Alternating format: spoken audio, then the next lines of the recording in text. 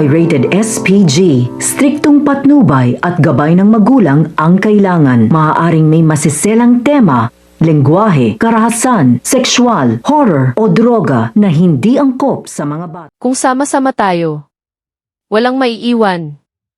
Iyan ang paulit-ulit na binibigkas ni Jesus Nazareno Tanggol Montenegro, parang panata, habang pilit niyang pinatatatag ang loob ng kanyang mga kasama. Matatag ang tinig, ngunit may bigat.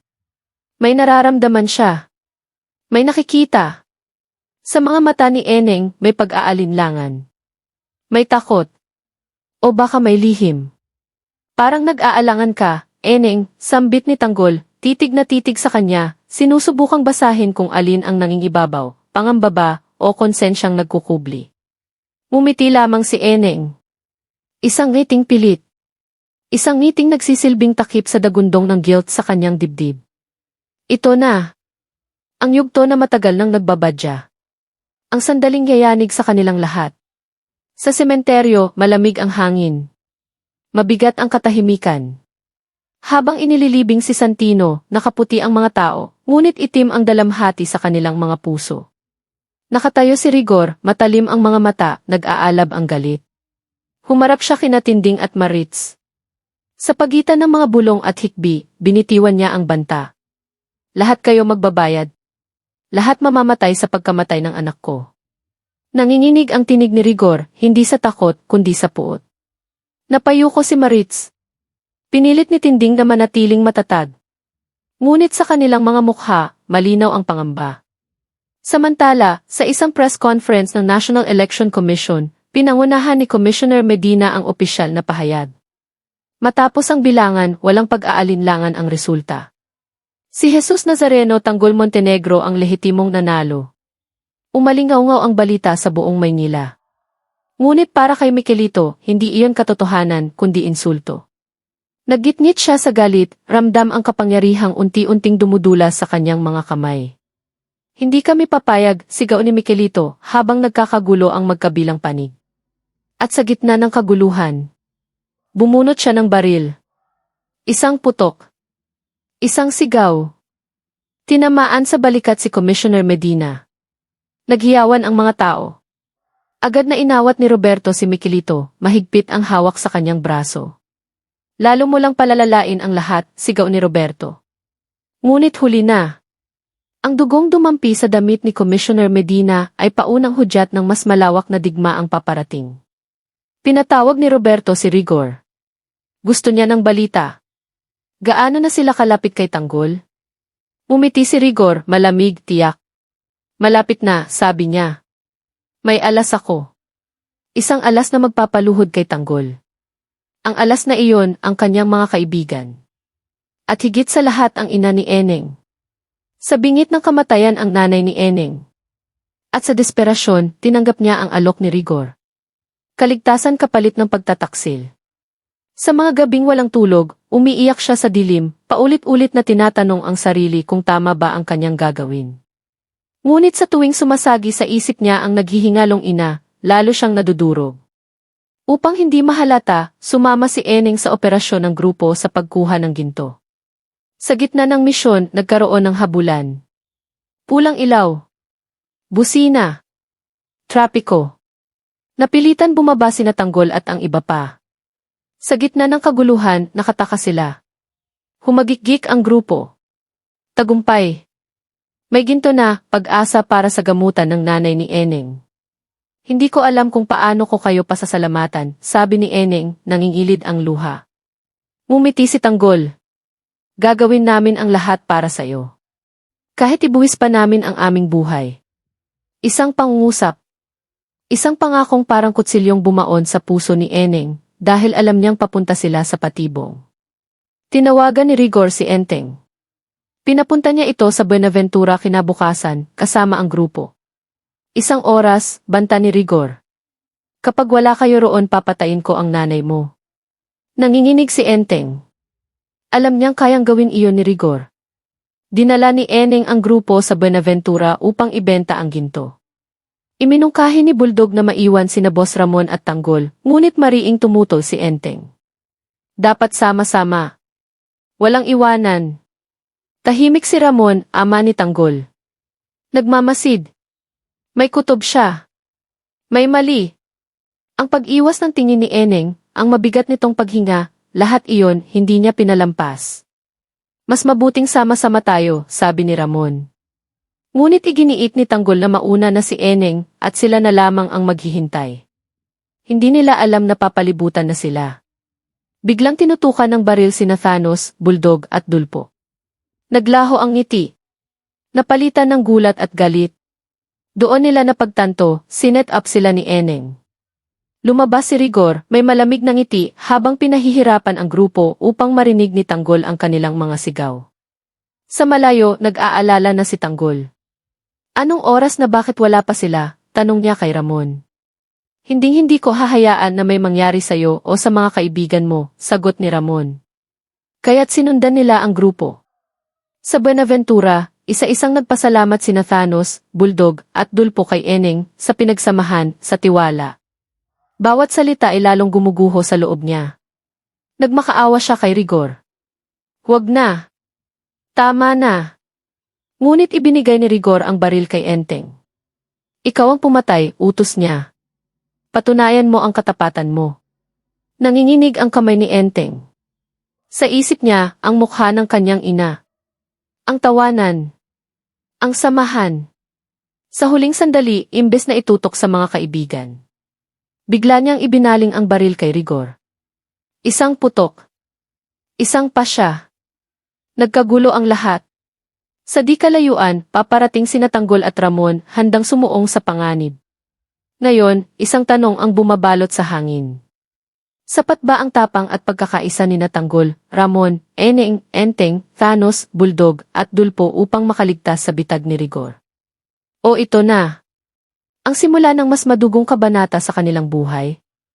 Umalingaw-ngaw ang putok ng baril sa Buenaventura. Isang iglap. Isang kisap mata. At tila huminto ang mundo ni Tanggol, Ramon, Eneng, Enteng, Thanos, Bulldog at Dulpo. Bumagsak si Rigor sa lupa, dugo ang duguan, matapos tamaan ng bala mula sa kamay ni Enteng. Nanginginig ang kamay ni Enteng. Pawis na pawis. Hindi makapaniwala. Siya ang dating takot na takot siya ang pumutok ng baril laban sa taong matagal niyang kinatatakutan. Pero hindi pa tapos ang bangungot. Sumigaw ang isa sa mga tauhan ni Rigor. Isang putok. Dalawa. Sunod-sunod. At nagsimula ang palitan ng bala. Mabilis kumilos sina Thanos at Bulldog, sumadsad sa likod ng konkretong haligi, pilit sumasagot ng putok kahit sumisirit ang takot sa dibdib. Si Dulpo, walang pag-aatubili, hinila si Eneng palayo sa gitna ng putukan. Si Eneng tulala. Nanginginig. Hindi niya alam kung ano ang unahin, ang tulungan ang mga kaibigan o ang umiyak sa bigat ng kasalanang muntik na niyang magawa. Sa di kalayuan, narinig ni Tanggol ang sunod-sunod na putok. Kumabog ang dibdib niya. Ramon, may nangyayari, mabilis niyang sabi habang tinatahak ang madilim na eskinita, halos hindi maramdaman ang pagod. Huwag kang mag-alala. Hindi kita pababayaan, anak, sagot ni Ramon.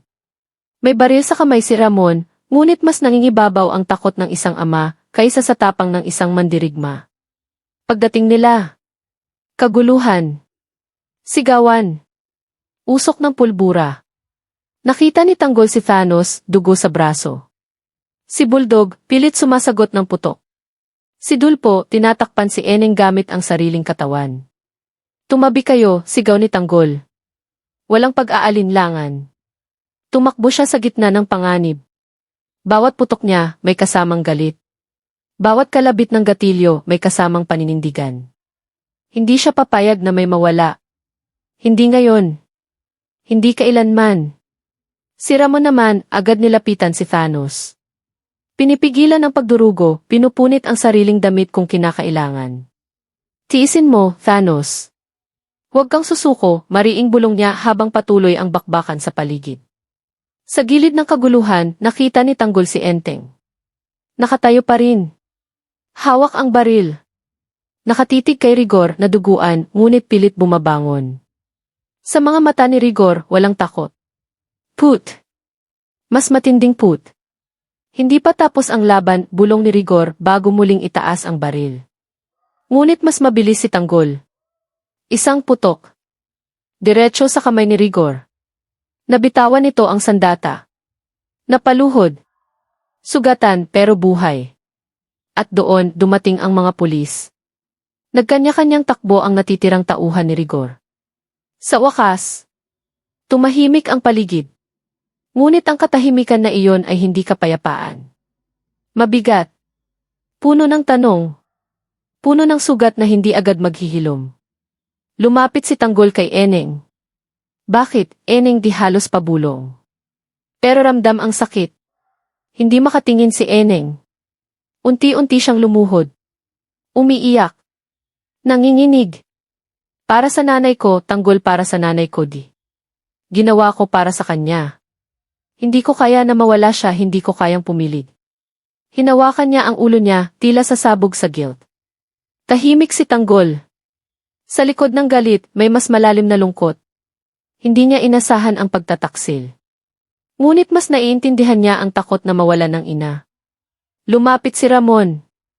Inilagay ang kamay sa balikat ni Eneng. Lahat tayo may kahinaan, mahinahon niyang sabi. Pero ang mahalaga, pinili mong itama sa huli. Bagamat sa loob ng puso ni Ramon, may bahid pa rin ang pagdududa. Si Enteng naman nakaupo sa gilid. Nakatitig sa mga kamay niyang nanginginig. Lumapit si Dulpo. Hindi ka namin iiwan, Enteng, mariin niyang sabi. Pinili mo kami. At iyon ang mahalaga. Doon lang tuluyang napaiyak si Enteng. Ngayon lang nagsisink in ang lahat. Habang dinadala ng mga pulis si Rigor, nag-cruise ang landas ng tingin nila ni Tanggol. Hindi ito magtatapos dito. Iyon ang sinasabi ng mga mata ni Rigor. At alam iyon ni Tanggol. Ngunit bago pa sila tuluyang makabawi, tumawag ang ospital. Ang nanay ni Eneng nasa kritikal na kondisyon. Ang perang nakuha nila, sapat lang para sa paunang gamutan. Kailangan pa ng mas malaking halaga para sa operasyon. Isang panibagong suntok sa dibdib. At doon nagdesisyon si Tanggol. Hindi tayo titigil. Hindi tayo urong. Kung sama-sama tayo, walang maiiwan. Muli niyang inulit ang pangako. Ngunit ngayon, mas ramdam niya ang bigat nito. Si Ramon ay tahimik. Alam niyang habang tumataas ang impluwensya ni Tanggol, lalo na matapos ideklarang siya ang tunay na nanalo sa eleksyon, mas dumarami ang kaaway. Si Miguelito hindi pa tapos. Si Roberto patuloy na nagmamanman. At si Rigor kahit sugatan, tiyak may mga galamay pa ring gagalaw sa dilim. Sa isang sulok ng Maynila, nagtitipon sina Miguelito at Roberto. Galit si Miguelito. Nanginginig ang kamao. Hindi tayo papayag na maupo si Tanggol. Kung hindi natin makuha sa batas, kukunin natin sa dahas. Tahimik si Roberto. Ngunit sa mga mata niya, may pag-aalinlangan. Hanggang kailan tayo lalaban, Miguelito? Ilan pa ang kailangang mamatay? Samantala, sa ospital. Magkahawak kamay sina Tanggol, Ramon, Eneng, Enteng, Thanos, Bulldog at Dulpo. Sugatan ang katawan. Masugatan ang tiwala. Ngunit pinipili nilang buuin muli iyon.